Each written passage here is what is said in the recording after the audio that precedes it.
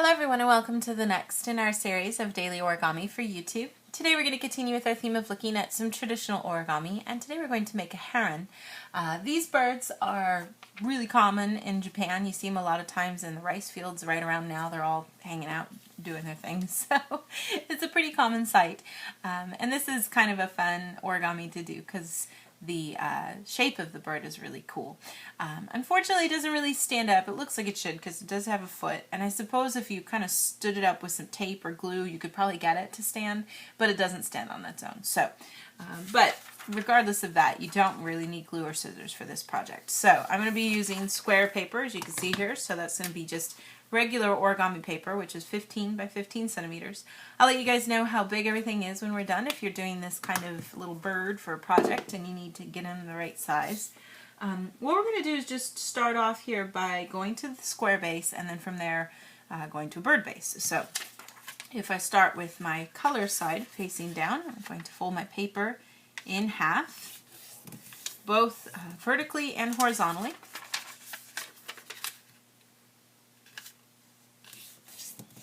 Then go ahead and open everything up and look at the color side. Fold in half diagonally now, making a big triangle. Line up those tips first. Smooth everything out. Do the same thing going the other way too. After getting all those preliminary creases, open up to the color side and find the mountain creases. And just pinch from opposite sides and shimmy everything around until it falls together into a nice little diamond or square shape, which is where the square base comes from. Now I'm going to do some big petal folds here so that I can get to the bird base. We're going to take this outer right edge, fold into the center, do the same thing with the other side too. And then we can go ahead, after getting both of those folded into the center, I can flip it over and do the same thing on this side too.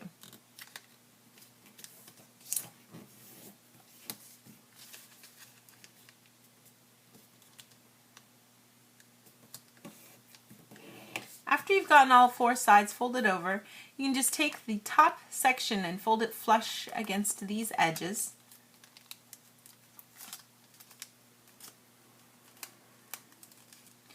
Open it up and then open all the other flaps up. Now we're going to take the first layer of paper and push it up against that crease that I just made and slowly bring all of this towards the center. Now the bottom part's going to go real easy because that crease is already going the right way. Up at the top I need to reverse everything, so just kind of guide it along until it can lay flat into a big triangle. I'm going to do the same thing on this side. The bottom part's already going the right way. We'll just get the top reversed until we get this nice big diamond shape. I'm going to flip it over and do the same things on this side too. Now that crease back there is going the wrong way, but you can kind of pop it out so that it reverses. And then just get all this smoothed out and laying flat so that we can get a nice big diamond shape here. Now once you've got both of those all folded up, you want to make sure you've got these little leg parts down at the bottom. And I'm going to take the top layer here, take that outer edge and fold it towards my center. Now you want to try to make sure that you can get this bottom part kind of folded over nice and sharp. It helps to sort of guide it along like with your fingernail or something to help it kind of get the way you want it to be. And then the rest of it you could just kind of guide over. Doesn't have to be exactly on the center, but you do want to try to get a really nice point down there if you can. And I'll do the same thing on this side too. Just kind of start down there at the bottom and then get the rest of this folded over. Flip it over, do the same thing on the other side as well.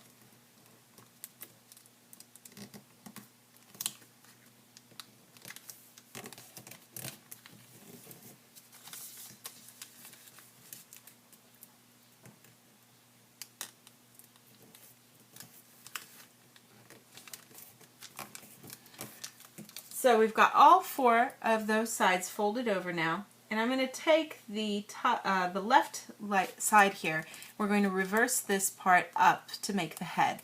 So I can kind of open up from the side, and I'm going to put a little pressure from behind here so that this pops up. Now it can only go so far because there's stuff in the way here. Get it going there. Reverse that in the inside so that we get a nice mountain crease. Bring it all the way up so that it's even with this edge. So kind of find where that is and then try to smooth out the bottom part. Then up here at the top, I'm going to just do the same kind of process to make a head. So you try to find a point that you like so that you get a good beak going. And then I'm going to put a little pressure right there in the middle. Once you get that started, if you just pinch right on the top, you can get those creases smushed down and the rest of the head should just stick out real nice like so. Now for the bottom part, for this leg, which is like the two long legs of the heron, I'm going to take and do a reverse fold just kind of down here somewhere. Find where you're going to do that at. Just put a little pinch in it to make it go down inside. Get things to reverse. Sometimes if you have a lot of paper, these creases don't go so well on their own. You kind of need to guide them along because there's a lot extra layers of paper. But get something kind of folded out so that you get something like this. And then I'm just going to bring it back going the other way too so that the foot's pointing the right way. So you want to kind of have it stop right around this point. You could kind of feel for that, or you can first fold it over to give it the guide of what you're doing and then open things up and reverse it. And you can always sort of adjust stuff once you've got it going to kind of get it going the right way. We want to try to make it, you know, with a nice right angle here as much as you can for the foot so that you get a nice little foot for your bird. Now I'm going to smooth out the back part here of the bird by taking and folding some of this in.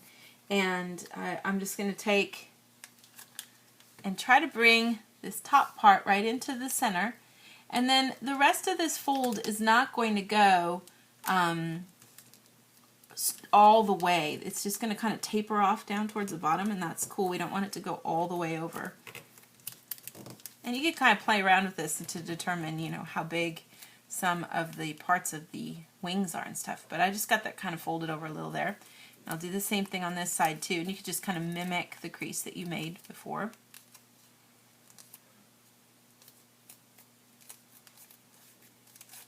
So that we get a little narrower kind of leg going there.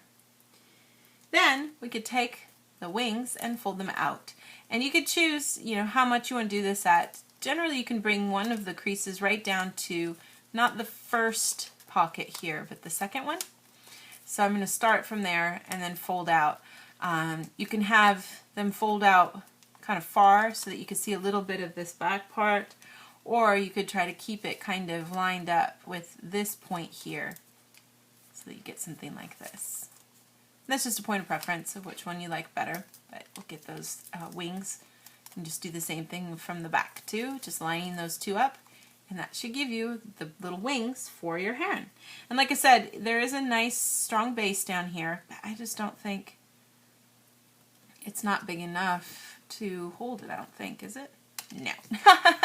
But you could, I've just flattened this out. You could put a bit of glue there and then have him stand, or you could, you know, create a base for him, but that might be a lot of strain on just a little bit of leg. But that's our little finished bird, so I'll let you guys know the dimensions here of this guy. He's about 11 centimeters tall, and from beak to wingtip about 8 centimeters wide.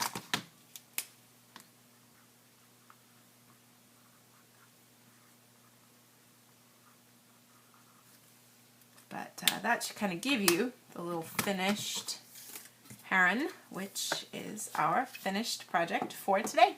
Thank you so much for watching, and we'll see you next time.